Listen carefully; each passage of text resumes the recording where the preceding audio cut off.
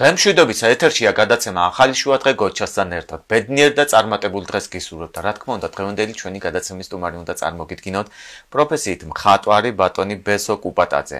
მოგესალმებით ბატონო ბესო, მადლობას მოგახსენებთ რომ მოგბრძანდით ჩვენთან გადაცემაში ახალ შუადღეში ბედნიერ წარმატებულ დღეს გისურვებთ და ეთერს გისურვებთ და რა თქმა უნდა ჩვენ ვისაუბრებთ, რადგანაც წარგადგინეთ პროფესიით რომ მხატვარი ბრძანდებით, თუ რა არის მხატვრობა და თვითნასწავლი მხატვარი. ეს უნდა აღვნიშნოთ, თვითნასწავლი მხატვარი და თვითნასწავლი მხატვარს მართლაც ის უკვე ნიჭიერება არის, როდესაც თვითნასწავლი ხარ, იმიტომ რომ თქვენ არაფერი არ შეგისწავლიათ დამატებით თქვათ ადამიანების მიერ და თქვენით აკეთებთ ამ ყველაფერს და ეს უკვე არის მერთისგან, უფლისგან ბოძებული ნიჭიერება, რომელსაც თქვენ ასე ვთქვათ, გონებიდან უკვე ხელზე გადადის ფუნჯზე და აისახება ეს ყველაფერი და არის პერიოდები, როდესაც ადამიანს შეიძლება დილის, შუადღეს ან საღამოს საათებში შეიძლება იყოს თქვათ რაღაც არქიტექტორის თვალსაზრისით ან თქვათ დილის განთიადის დახატვა შუადღის საღამოს და ასე შემდეგ და აი ამ ყველაფრის შესახებ მოგვახსენეთ თუ როგორ დაიწყო რა ასაკიდან დაიწყო და აქვე უნდა აღვნიშნო რომ ბატონი ბესო ბრძანდება კიდევ სტომატოლოგი კიდევ მეორე პროფესია აქვს ასევე ძალიან ბევრი კარგი პროფესიის მფლობელი ბრძანდები და კიდევ ერთხელ მოგესალმებით დიდი მადლობა ატევია ჩემთვის თქვენ ტელევიზიაში მონაწილეობა მივესალმებით თქვენს მოგვიყვებელს. მადლობა კიდევ ერთხელ რომ მობრძანდით და ბესო როგორ მოხდა თქვენ ბავშვობის ასაკიდან ეს რაიმე როგორც თქვათ ყველა ქართველს გენეტიკურად გვაქვს ასე ვთქვათ ხელოვნების მიმართ ნიჭი და თქვენ შემთხვევაში როგორ იყო ბებია ბაბუის დახმარებით ხომ არ იყო თუ ესე უცბად აიღეთ ფუნჯი და დახატეთ.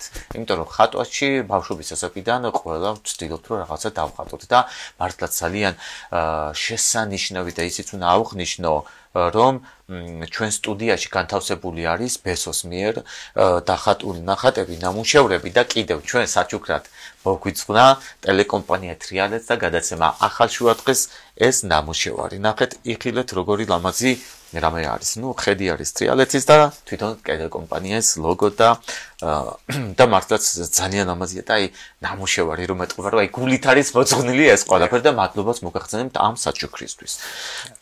და რა თქმა უნდა ამ ყველაფერზე ჩვენ ვისაუბრებთ, იმიტომ რომ ძალიან დიდი შინაარსობრივად დატვირთული ნახატები გაქვთ და საათი ის კურნავს და ის კლავს. წარმოგიდგენია რაღაც ისეთი ნახატი არის რომ ის კურნავს და ის კლავს.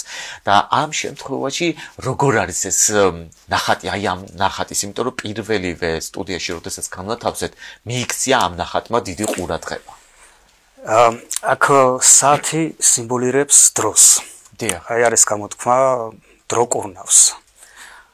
დრო ყველაფრის მკურნალი არის, ამავე დროს დრო ასაკს გმატებს და საბოლოო ჯამში მივყავართ აღსასრულისკენ.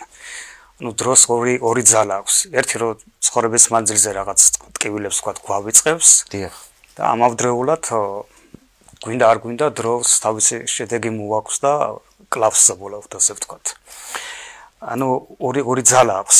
ეს საათი დროს სიმბოლირებს, აქ ადამიანის ცხოვრების გზა არის ასახული, აქ ცალი ხელით გვაძლევს ყველაფერს რომ გავკურნოს ასე ვთქვათ.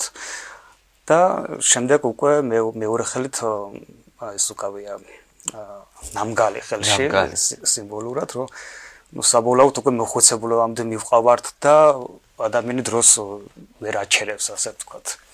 და წარმოიდგინეთ დროის შეჩერება რა თქმა უნდა ვერავის და არავის არ შეგვიძლია და სწრაფად გარბის თან დრო ეს ყველაფერი და კლავს ალბათ იმასაც გულისხმობთ რომ ჩვენ დროის მონაკვეთში როდესაც ცხოვრობთ ეს ცხოვრებისეული ნახატი არის და აქ ასახავს რაღაც ძალიან ღრმა ფილოსოფიური აზრი დევს ამ ნახატში და მართლაც ისე უნდა განვლოთ ეს ყველაფერი რომ ესე ლამაზად ნახატზეც აისახოს ჩვენი ცხოვრება. რა თქმა უნდა, მე კიდევ მითხარით რაგნებავთ რომ დაამატოთ. აი მარადისობის ნიშანი მაქვს საბოლოოდ დასმული და ერთ-ერთი ყველა ხელოვანის აზრი არის, რადგან ჩვენ დროს ვერ ვაჩერებთ, რომ ჩვენი ხელოვნება რჩება და ამით რაღაცნაირად უყვდავყოფთ ჩვენს სახელს თუ როგორ ვთქვათ. ანუ რაღაც აზრს ვაძლევთ ჩვენ ცხოვრებას. ჩვენი ცხოვრება გრძელდება შემდეგ ჩვენს ნამუშევრებში. და რა თქმა უნდა ეს საუკუნეების ძლებს შედევრები და რა თქმა უნდა მრავალი წლების შემდეგ ჯერა რო თქვენი ნახატებიც ასე შინაარსობრივად იქნება დატვირთული და კიდევ ბევრი ადამიანი იხილავს თქვენს ნახატებს და კიდევ ვიცით რა მაინტერესებს მე კითხო და გიცვით რომ რა ასიკიდან დაიწყეთ ხატვა რომელ ასაკში იყავით და პირველი ნახატი რა იყო თუ გაიხსენებთ პირველი ნახატი თავიდან უბრალოდ ბავშვური ნახატები იყო შემდეგ სკოლის პერიოდში სასკოლო ნამუშევრებს ვაკეთებდი შემდეგ კოლეჯის პერიოდში რაღაც სტენდურ ნამუშევრებს და შემდეგ ერთ დღეს უბრალოდ შევეშვი და დავანებია და გადავედი პროფესიაზე გავაკეთე აქცენტი სტომატოლოგიაზე მაგრამ ეს სულ რეალებდა რაღაც ჩემში თითქოს დანაშაული გრძნობა მქონდა რომ რატო შევეშვი ამ ყველაფერს შემდეგ რაღაც პერიოდი ისრაელში მომიწია წასვლა და იქ რამდენიმე მხატვარს ვიცნობდი ქართველი ებრაელს თუ ებრაელები იყვნენ ქართველი ებრაელები არიან რუსულენოვანი რაღაც ოდესიდან იყვნენ რამოდენიმე უბრალოდ პირობები იყო იქ რომ ეს დრო გაგვეტარებია ხატვაში ასე ვთქვათ ისინი პროფესიონალი მხატვრები იყვნენ მე უბრალოდ სურვილი მქონდა და საშუალებას მაძლევდნენ რომ პერიოდულად რაღაც ნახატი გამეკეთებინა შემდეგ ისე მოხდა რომ ერთი სტენდური ნახატი იყო პეიზაჟი ოღონ აბსტრაქტული პეიზაჟი შემდეგ ასაკურად გაიყიდა თვითონ ამათო დამეხმარეს შემდეგ უკვე რაღაც ინტერესიც არის რომ ვიღაცას შენი ნამუშევარი რა ინტერესებს რაღაც რწმენა გემატება შენს თავში ოღონდ ეს რამოდენიმე ნახატი რომ გაიყიდა რაღაც კომერციის თვალსაზრისით ხდებოდა რომ ამას დიდი ფასეულობა არ ქონდა ანუ ინტერიერის ნახატი იყო უბრალოდ რომელშიც აი დიდი აზრი არიდო და შემდეგ დავიწყე უკვე ესკიზების გაკეთება. ოღონდ ხატვით იქ უკვე შრომობდი შრომა საქმიანობის პერიოდში და მინდოდა რომ ჩემი თავი ან მეპოვნა ხატრობაში როგორც გამორჩეული მხატვარს ან საერთოდ ჯობდა შევშვებულიყავი. ამიტომ რაღაცა თითქოს და ეს გზა მოვიძიე რომ სიმბოლიზმის მიხედვით აი ეს ნახატიც და ესეც ანუ თუ კი ნახატი რაღაცას გამახსერს, გამოსახავს და სათქმელს ამბობს, მაშინ ვთვლი რომ ეს ის ნახატია, რომელსაც მე ვთქვათ ვერ გავყიდი და რომელიც უნდა დარჩეს. ესეთი რამოდენიმე ნახატი მაქვს. ნუ ამ ნახატზე თუ მივჭილებთ მაგალითად, ერთი შეხედვით შეიძლება ვერც მიხვდეს ადამიანი რა არის. დიახ. ხო. ნუ აქ ამ ნახატს ქვია. მე ვფიქრობ მე ძალიან მომწონა ეს ნახატი და ვფიქრობ რომ საინტერესო არის და ფილოსოფიური აზრითებს თან ასეთი წარწერით ის კურნავს და ის კლავს. და აი ამ ნახატზე რას გვეტყვით? ხო, ამ ნახატს ქვია შეხვედრა მრავალი წლის შემდეგ. ნუ აქ ახლა შეიძლება უცებ ვერ აღვიქვათ, მაგრამ არის მოხუცი ქალი, ერთი მხრიდან და მეორე მხრიდან მოხუცი უკვე ასაკში შესული მამაკაცი. ნუ აქ ასახული არის წლების წინ ამ ორ ადამიანს ერთმანეთის მიმართ რაღაც ინტერესი ჰქონდათ, მათი ბედი არ წარიმართა ისე რომ ვთქვათ გაგრძელებულიყო მათი ურთიერთობა თავთავისი ოჯახების შექმნას და უბრალოდ ქუჩაში ღრმა მოხუცებულებაში ერთმანეთს შეხვდნენ.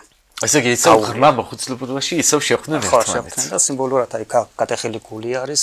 ძირს აქ წლები წერია 1959 წელს იყო მათი ურთიერთობა უკვე 2024 წელს ქუჩაში შეხვდნენ და ერთგვარი დრამატიზმი არის ამ ნახატში. ზოგადად მე მგონია ხელოვნება უნდა იყოფოდეს ორ ნაწილად, ან უბრალოდ თვალს ასვენებდე, გონებას ასვენებდე და გასართობი იყოს და მეორე რაღაცა დრამატული უნდა იყოს, რომ ფასეულობა ქონდეს. და თქვენ ახსენეთ რომ ისრაელში იმყოფებოდით რაღაც გარკვეული წლები. რამდენიმე წელი იმყოფებოდით, ну, რა თქმა უნდა, იქ სამსახურებრივ მოვალეობაც ქონდა და თქვენ ასევე თქვენს პროფესიას ესე ხატავდი და ყოველთვის გულში მატკივრობდი ამ თქვენს ნამუშევრების შემდეგ უკვე მიღებულ სიამოვნებას და აი რომ დაბრუნდით, რა მოგცათ იქ ცხოვრების რაღაც გარკვეული პერიოდის შედეგად საქართველოში რო დაბრუნდით, როგორ გადაფასება მოხდა თქვენში?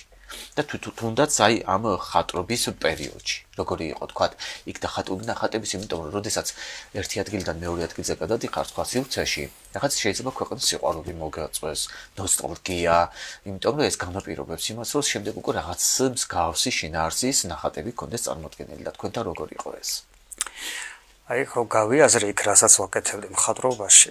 რაღაც ერთი რო დავხატე, შემდეგ სხვას რომ მოეწონა, თხოვეს იმის კოპიის გაკეთება. ანუ ჩემნა ხატის კოპიებს ვაკეთებდი და რაღაც ელემენტარულ ცვლილება შემქონდა შეგეთ ფერებში. აბსტრაქციული ნახატები. და რა თქმა უნდა გაყიდვებიც გქონდათ, ხო თქვენი? დიახ, სულ 7 ნახატი გაიყიდა და ანჩენე უბრალოდ იქ თანამშრომლებზე და ესეთ განაწილდა ასე ვთქვათ. წამოღებით არ მოხერხდა ისე წამოვედი ასე ვთქვათ ეს ნამუშევრები. ნუ პრინციპში არც მიფიქრია წამოვედი. და ეს ნამუშევრები ვის დარჩა იქ? აი ეს თანამშრომლები სანაც მუშაობდი ძირითადად მათმა შეიძინეს შეიძლება შეიძინეს იმიტომ რომ მე მიცნობდნენ სახსოვრად რო დარჩნენ რამოდენიმე დავაჯოქეთ. რამოდენიმე უცხო ადამიანმა შეიძინა ეს უბრალოდ მხატვრებმა დამეხმარენ კონტაქტზე რო გავსულიყავი. გამოფენა თუ ქონიათ თქვენ საქართველოში? პერსონალური გამოფენა არ ქონია, მონაწილეობდი ჯგუფურ გამოფენაში. ჯგუფურ გამოფენაში.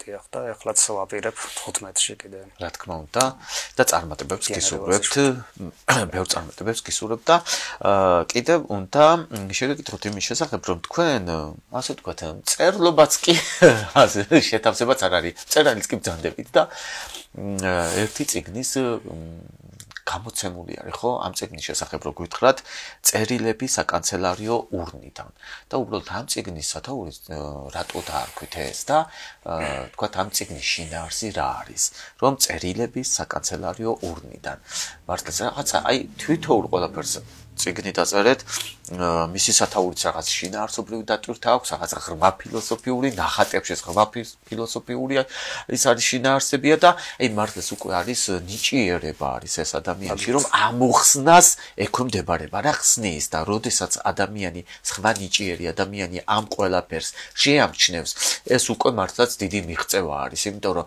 მხატვრების ეს ფსიქოლოგია ფილოსოფია ეს ყველაფერი შინაგანი ბუნება როდესაც გადმოდის ნახატზე და სხვა ამას წაიკითხავს, ხომ? ეს უკვე მართლაც დიდი მიღწევა არის და ვაფასებ ამ ყველაფერს და მოგყვებით ამ წიგნის შესახებ. რომელ წელს დაიწყეთ და რატომ განაპირობა იმან რომ დაგეწერათ ეს ჩვენ სანამ დაიწყებოდა ეთერი, მანამდე ვისაუბრეთ და რაღაც უფრო სიყვარულთან იყო დაკავშირებული და ეს თქვენი რამე ხომ არ იყო განვლილი სიყვარული ან თქვათ სხვა ვინმე მეგობრის და თქვენ გადმოიტანეთ უკვე წიგნში. არა, ერადული ჩემთან არანაირად არ ყოფილა და ძირითადად ეს სიყვარულის თემა უბრალოდ შიგრმა არის და სიღრმე არის. უფრო მეტად ღრმა და ნუ სათაური დამაინტრიგებელი მინდოდა რომ ყოფილიყო. შინაარსობრივად უკავშირდება აფხაზეთის ომს. დიახ. ну თავად ომს არ უკავშირდება, აი ომის შედეგად რა ზეგავლენა მოახდინა ოჯახებზე ამ ომმა. იქ არის ეთნიკური საკითხები, ქართველების ქართულ სომხური ოჯახი იქნება, იქ აფხაზური ოჯახი ამ სამი ასე ვთქვათ ნაციონალობის ადამიანის მანამდე რო მშვიდობა იყო, ყველა კარგი ურთიერთობა ჰქონდათ. ეს შემდეგ ეს აფხაზეთის ომი მოხდა, ყველა უცებ მტრები გახდნენ ერთმანეთის, მაგრამ ერთმანეთის მიმართ მანამდე დაწყებული ეს ურთიერთობები რაც იყო, ეს ურთიერთლტოლვა ოჯახის შექმნის სურვილი, რაღაცები გამოვიდა, რაღაცები არ გამოვიდა და ოჯახებიც დაანგრია, ურთიერთობები გააფუჭა და ამ ყველაფერს აღწერს იქ ერთ-ერთი მაცხოვრებელი ბავშვი, ასე ვთქვათ, თავიდან იხსენებს თავის ბავშვობის წლებს ამ პერიოდს. ნუ წერილებს წერს, ეს წერილების შემდეგ უნდა გადასცეს ერთ გოგონას, უნდა რომ შთაბეჭდილება მოახდინოს ამ გოგოზე. საბოლოოდ ხელს ჩაიქნევს და ხვდება რომ ამით ვერაფერს განსაკუთრებას ვერ გააკეთებს და უბრალოდ გადაყრეს ამ წერილებს. ჩაყრეს აღმოჩნდება ურნაში. აღმოჩნდება ურნაში. ეს მიდის იმ სამსახურიდან ერთ სამსახურში ხდებოდა ყველაფერი და დამლაგებელი ქალი უბრალოდ ნახავს რომ უნდა გაცალოს ეს ურნა, რომ წერილები არის, შეგეთ კონვერტი, რამოდენიმე კონვერტი. ცნობის მოყვარეობა დააძლევს და დაიწყებს ამ წერილების წაკითხვას. ეს ვეღარ გაიმეტებს ამ წერილებს, იმდენად საინტერესო ჩათვლის და მიაწოდებს გაზეთს. წერილები არის ესეთ რუბრიკა და ყოველ კვირაში ერთხელ თითო წერილი იბეჭდება. ეს წერილები თავიდან თითქოს არაფერ კავშირში არ არის ერთმანეთთან, მაგრამ საბოლოო ჯამში იქ სურათი იკვრება ბოლოსკენ, ფინალისკენ, ასე ვთქვათ. გარკვეულწილად ტრაგიკული ისტორია არის და ნაწილობრივ რომანტიულიც და მხატვრული შედარებები არის სიმბოლური იქაც. უნდა ჩემი ხომ კითხული უნდა წაიკითხოს. ჯერჯერობით მხოლოდ სატესტო ვარიანტი გავაკეთე და რამოდენიმე პერიოდი ამასაც შევეში მინდა რომ დავივიწყო და ხელახლა წავიკითხო როგორც უკვე უცხო თვალით. აი ეს რამოდენიმე ცელობა მქონდა წერლობის. აი დღეს რომ დაწერ, მოგწონს, შეიძლება ერთი თვის მერე წაიკითხო და ის დაინახო რასაც მანამდე ვერ ხედავდი. ეხლა რამოდენიმე წელი გავიდა და ხელახლა მიუბრუნდი. სერიოზულად ვფიქრობ გზნად გამოს. ნუ რა თქმა უნდა და თქვენს ასე ვთქვათ შედევრებს ჩვენც წავიკითხავთ, იმიტომ რომ მართლა საინტერესოა ისე კარგად გადმოეცით ეს ყველაფერი და ამ წიგში ასახული თქვენ რაც მოთხრობილია ეს ყველაფერი დავინტერესდი და ნუ რა თქმა უნდა ვახურეს მომავალში ამ წიგნის პრეზენტაცია ჩვენთან ახალშობილ დღეში უნდა განხორციელდეს. 6 თვე დამჭირდება. კი, 6 თვეში და 6 თვეში აუცილებლად ნამდვილად ისევ თქვენ ნახატებთან უკვე ახალ ნახატებთან ერთად და ამ წიგთან ერთად პრეზენტაცია შედგება და წარუდგენთ ჩვენს ძვირფას ტელემაყურებელს. და ნუ რა თქმა უნდა ჰობზე ვისაუბრებთ ჰობი ალბათ თქვენი ეს პროფესიაც და ჰობიც ეს არის ყველაფერი. თუ განსაკუთრებით კიდევ რაიმე ქართული თქვათ მუსიკალური საკრავების ან სიმღერის მიმართ თუ გაქვთ სიყვარული. ნუ რა თქმა უნდა სიყვარული ყველას ქართულს აქვს სიყვარული და ნიჭი, მაგრამ განსხვავებული თუ გაქვთ რამე გამორჩეული თუ ეს არის თქვენი პროფესიაც და პარალელურად ჰობიც მხატვრობა. აი თქვენ შემთხვევაში როგორი არის? სამწუხაროდ მუსიკალური სმენა დიდად არ მაქვს, მაგრამ მუსიკა მიყვარს ძალიან და ნუ ცეკვალბად გენში გვაქვს და კი, რა თქმა უნდა. ნუ მაგრამ რაი რო ვთქვა რომ დიდად ნიჭიერი ვარ მაგ საქმეში ვერა. ანუ რაღაცა რომ ვიმხერია ერთად, სხვა რომ ღერის ვისაც მართლა ეხერხება ეს საქმე, მე ჯუბია გავჩუმდა შემთხვევაში. ნუ თქვენ სამაგეროთ თქვენი ასე ვთქვათ ნახატებით სიმღერასაც, ცეკვასაც და ყველაფერს გადმოსცემთ და თუ გქონია ერთ ნახატზე მინდა კიდე რომ ვთქვა შეიძლება. კი. ანუ აქ ეხლა შეიძლება რომ ჩამოვიღო. კი ბატონო, ჩამოიღეთ. არიცით არის ესეთ ბიბლიური თემა ადამი და ევა. ეხლა აქ სიმბოლურად ქალი და კაცი არის ასახული. დიახ. ერთი ადამი, ერთი ევა და ცაში ანუ მათი შექმნის ეს არის სიმბოლური ესე ვთქვათ პროცესი. ბიბლიური ტექსტიდან, სახარებიდან გამომდინარე. იმდენად კარგი მხატვრები არიან ეხლა საქართველოშიც და მსოფლიოშიც ვინაც ამ თემას მიუბრუნდა და ასახა ისე რეალისტურად. იგივეს განმეორებას მე ვერთ შევძლებ ძალიან რომ მინდოდეს. ნუ არის ეს დიდი მხატვარი კოჩა ზირაქიშვილი, აი ამ თემებზე მუშაობს საოცარი, ანუ ის შემდეგ ამაზე ხელს ვერ მიუბრუნდა, მაგრამ რაღაცნაირად ჩემი მურათაც გამიშთა სურვილი, რომ პირველი ქალის და კაცის და ქალის შექმნის თემა ამესახა, ოღონდ ამესახა ჩემი მურათ. სიმბოლურად. თქვენი ვერსია გამოიცით ასე ვთქვათ. ეხ ძალიან მარტივი არის, მაგრამ ამავე დროს ასახავს კონკრეტულად ამ პროცესს. და როგორ არის ესე იგი ეს უკვე არის ვთქვათ მოქმედება უკვე ხდება დედამიწაზე ეს უკვე ზეცაში ისევ ქალი და თუ როგორ ანუ ეხლა აქ ნაწილებად არის ეს ვთქვათ აქ თავი სხეული ქვედა ნაწილი ქალი და კაცი როგორც არის ეს პროცესი არის უბრალოდ აი რაც არის პირველად იყო სიტყვა შემდეგ ეს ბიბლიურად როგორც არის აღწერილი და შემდეგ შედეგი ქალი და კაცი ანუ კაცობრიობას სიმბოლირებს რომელიც ჩვენ ვართ დღესდღეობით. რა თქმა უნდა. ანუ საწყისი, კაცობრიობის საწყისი. და ის მეორე ნახატი ის უკვე მართლაც ეს უკვე ყვავილების ასეთი რაღაც გაზაფხული თუ აი ეს რო შემოცლარი გაზაფხული და მართლაც უკვე თებერვალის ისეთი არის რომ ეს კონკრეტულად და ხელში წყალი ჩადგავდა ზუსტად ისეთი არის. ახლა 15 მარტს გამოფენა არის და ზუსტად ეს გაზაფხულის პერიოდი არის და მაგ გათვალისწინებით ან გამოფენისთვის დავხატე ეს ნახატი ასე ვთქვათ.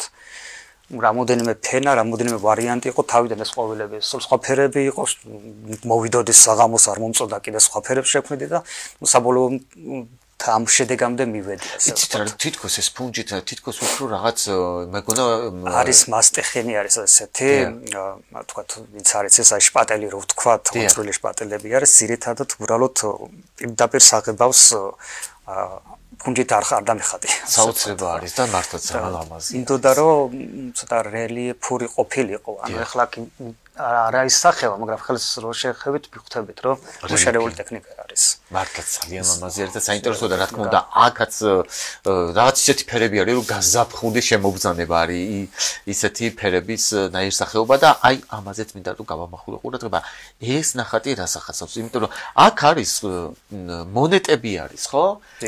ქართული თუ სხვადასხვა ქვეყნის მონეტები არის და გასაღებიც არის ესე იგი გასაღებიც არის მონეტებიც არის და ეს არ ვიცი ურჩხული არის თუ აი ამ ძალიან ისეთი დამაინტერესა მართლაც აი საოცრება არის ძალიან დიდი შინაარსი აქვს აი ამ ნახატს ყველას რა თქმა უნდა მაგრამ ეს უკვე არის განსხვავებული იმიტომ რომ მე არ მინახია როდესაც ესეთი სხვადასხვა მონეტები არის ნახატზე და თან გასაღები არის რაღაცის გახსნის ან დაკეტვის არის და რას ასახავს აი თქვენი ეს შინაარსი რა იყო როდესაც ეს შეასრულეთ ეს ნახატი მოგახსენებათ გველის წელი არის და აქ არის ნუ უსწორად მივხვდით ნუ ურჩხული იგივე გველი კი რა თქმა უნდა ეს სიმბოლიზირებს ამ 2025 წელს და 2025 წელში მინდოდა რაღაც გასაღები მომეძებნა იმის რომ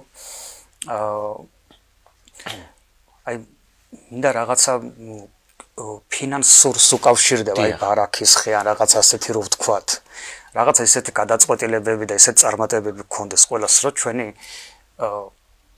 დაფასებული იყოს ჩვენი შრომა ასე ვთქვათ ფინანსურადაც ამასთან გასაღების რო ვიპოვოთ 2025 წელს ყველამ ჩვენმა მაყურებელმაც იმისი რომ უკეთესობა ყოფილიყოს ეკონომიკურად ჩვენს ქვეყანაში და ჩვენს საქმიანობაში. ნუ რა თქმა უნდა ჩვენი პროფესიული განვითარებისთვის აუცილებელი არის ის გასაღები გავხსნათ, კარები გავაღოთ და ჩვენ დავიწყოთ ის და ყველაფერი კარგად შევაცვლოთ და რა თქმა უნდა ეს მონეტებიც რომ ფინანსური მოგებაც კარგი გქონდეს. რა თქმა უნდა ყველას მე ვურჩევ რომ ფინანსური მოგებაც კარგი და ასევე თქვენს და თქვენს მიერ ნახატები დახატული ნახატების გაყიდვაც მოხდეს ძალიან ბევრი, იმიტომ რომ აუცილებელი და კარგი არის მარტო თქვენ როდესაც გადმოცემთ ამას ხვის სახშიც რომ იყვებოდეს რომ დატკბეს ამ საოცარი ნახატები და რა თქმა უნდა ეს მომეწონა ეს უკვე მე უკვე დიდი მადლობა გადაგიხადეთ და ჩემს უკან არის კიდევ ეს ერთი ნახატი ესეც პეიზაჟი არის საერთაშორის ამ ეს ნახატიც არ არის ფუნჯით დახატული ძალიან მარტივი ტექნიკა არის უბრალოდ საღებავი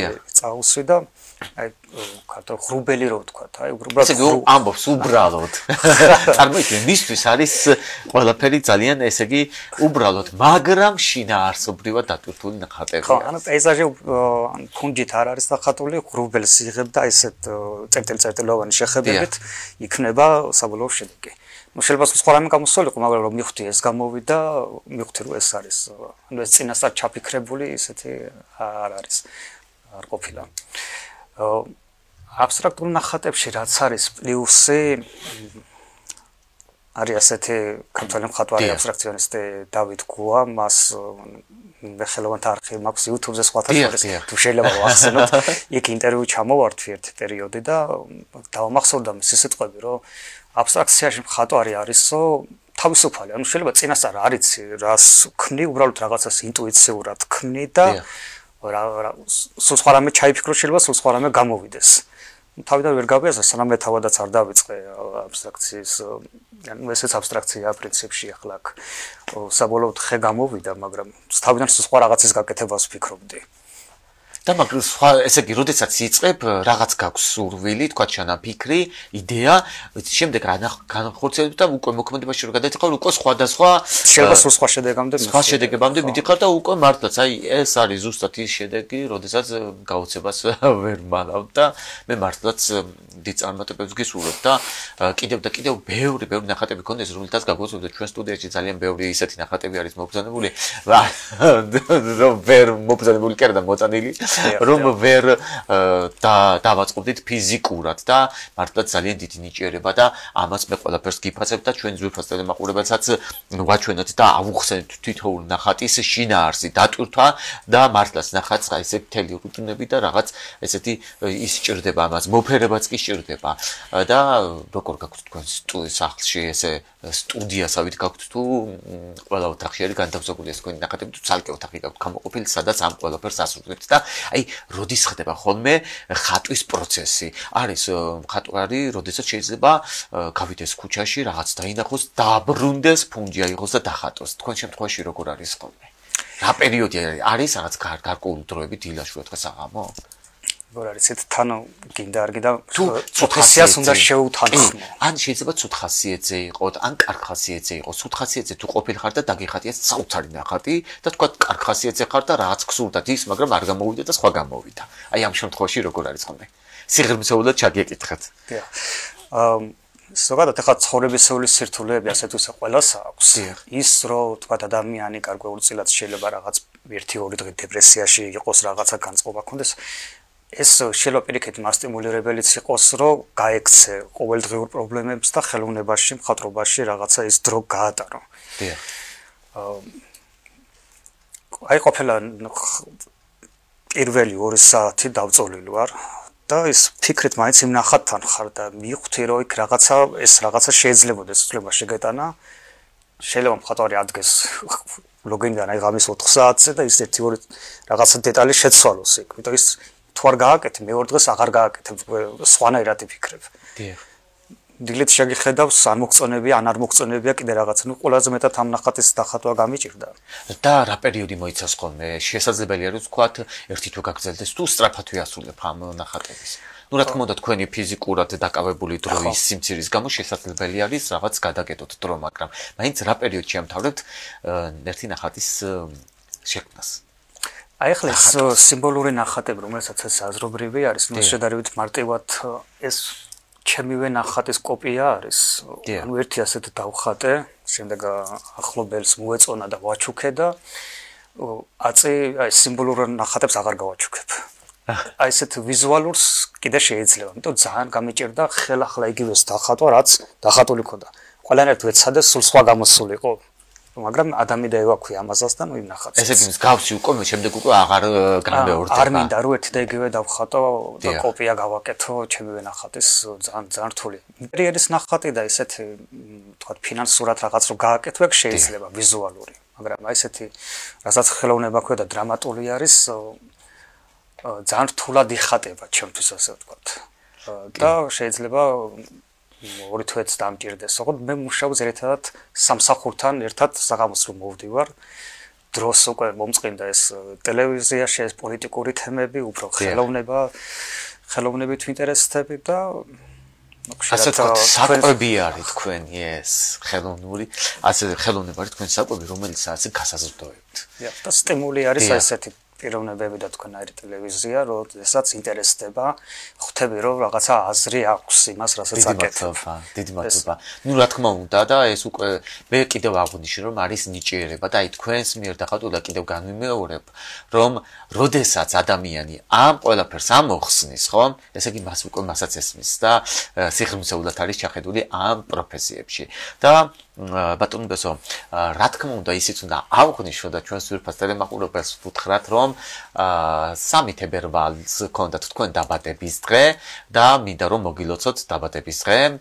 გასული დღეები არის უკვე და ჯანმრთელობა, სიხარული, სიყვარული და ყველაფერს კარგს გისურვებ და წარმატებებს გისურვებ და რა თქმა უნდა, აი ასეთი ახალი შუადღის ჭიქით მოგილოცავთ თქვენ დაბადების დღეს და წარმატებებს გისურვებთ კიდევ ერთხელ და მრავალჯერ კიდევ ჩვენ მოგიწევთ ახალ შუადღეში ბევრი კარგი ინფორმაციის და შემდეგ უკვე წიგნის პრეზენტაცია შედგება ჩვენთან და იმ წიგნის შინაარსი და უკვე ნუ კარგი საინფორმაციო ასე ვთქვათ შემეცნებით ინფორმაციას მოგაწვით და მივაწვით ჩვენს ძვირფას ტელემაყურებელს და ბოლოს ესე ხოლმე გადაცემის დასასრულიც გვეხმარება და რა სამომავლო გეგმები გაქვთ რას გვისურვებთ ტელეკომპანია Trialets გადაცემა ახალ შუადღეს ჩვენს ძვირფას ტელემაყურებელს და მოგახსენეთ აი ამ ყველაფრის შესახებ. მე მგონი ძალიან სწორი ხაზი გაქვთ არჩეული. ზოგადად ტელევიზიებში კონკურენცია არის საქართველოში. მაგრამ აი ხელოვნებაზე რო აქცენტი გაქვთ გაკეთებული, ხელოვნების პოპულარიზაციაზე ერთ-ერთი ნიშა ეს თქვენი განსაკუთრებული ეს არის. და ვფიქრობ რომ ძალიან კარგ საქმეს აკეთებთ. დიდი მადლობა. სტიმული არის ხელოვნებისთვის, ხელოვანი ხალხისთვის, არა აღნიშნულება ხელოვანი, რომელი განყოფილ დარგი იქნება, ასე ვთქვათ, ყველა შემთხვევაში, როდესაც ხედავთ, რომ ინტერესი არის მის მიმართ, ეს ხელოვანი უფრო გაათმაგებული ენერგიით დაუბრუნდება თავის საქმეს და თქვენ დიდ ძალას მატებთ.